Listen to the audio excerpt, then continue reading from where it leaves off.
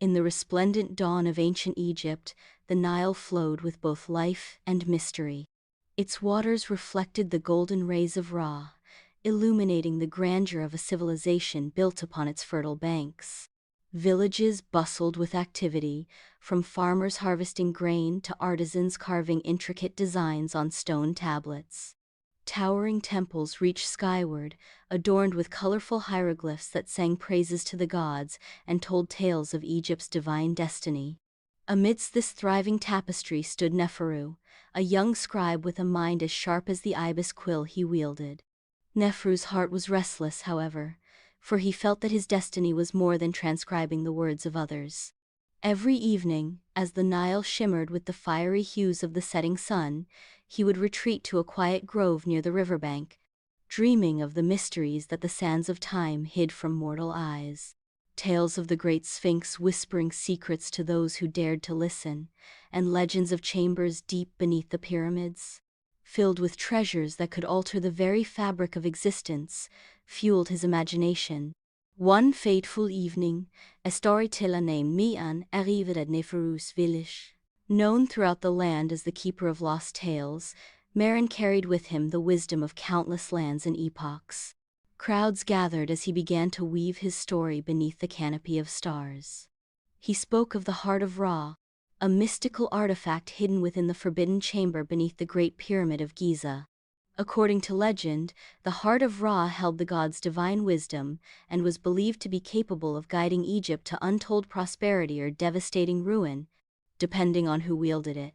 Neferu listened with bated breath, his heart pounding in rhythm with the storyteller's voice. That night, as he lay beneath the stars, the call to adventure sang louder than ever before. The forbidden chamber and its priceless artifact felt like a piece of the puzzle his soul had been seeking. Neferu resolved to embark on a journey that could shape not only his destiny, but that of Egypt itself. Neferu and Anai approached the Great Pyramid of Giza as the first rays of dawn painted the landscape with hues of gold. The colossal structure loomed before them, its limestone casing glinting in the sunlight. Despite years of sandstorms and the passing of time, the pyramid stood as a testament to the ingenuity and ambition of ancient Egypt. For a moment, both travelers were silent, humbled by the sheer scale of the monument. Anai broke the silence. "They say the gods themselves whispered the plans for this pyramid to Pharaoh Khufu," she said, her voice reverent. "What secrets do you think it hides?" Neferu gazed at the apex of the pyramid, lost in thought. "Secrets that could change the course of history," he murmured. "But they must not fall into the wrong hands." The entrance to the pyramid was concealed by shifting sands, just as the storyteller Meron had described. The duo began their search, carefully examining the ancient stonework for signs of a hidden passage. Hours passed, and just as frustration began to set in, Anai's sharp eyes caught the faint outline of a symbol carved into the stone of falcon in flight, the mark of Horus. "This must be it," she said, excitement tinging her voice. Together, they worked to clear the sand, revealing a narrow tunnel that descended into darkness.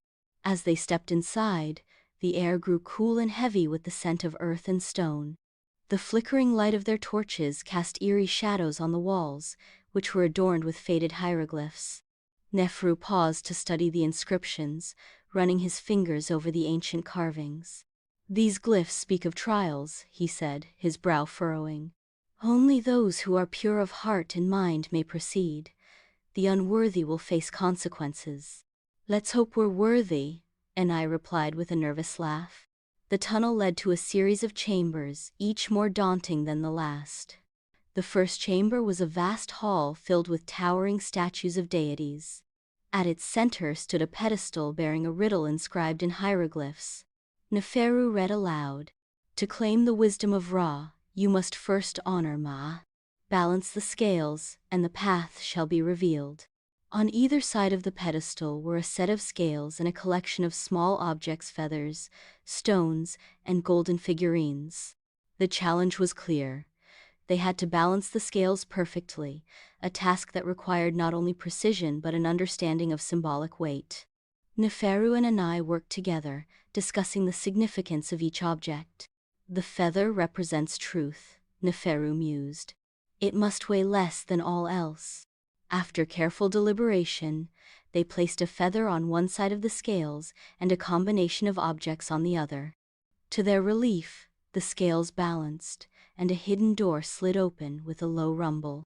Beyond the first chamber, the trials grew increasingly perilous. They faced collapsing floors, hidden dart traps, and narrow passageways that tested their agility and courage. In one chamber, they encountered a maze of mirrors that reflected beams of light.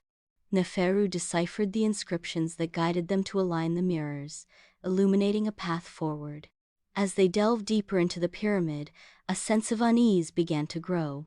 The walls seemed to pulse with an ancient energy, and faint whispers echoed through the corridors.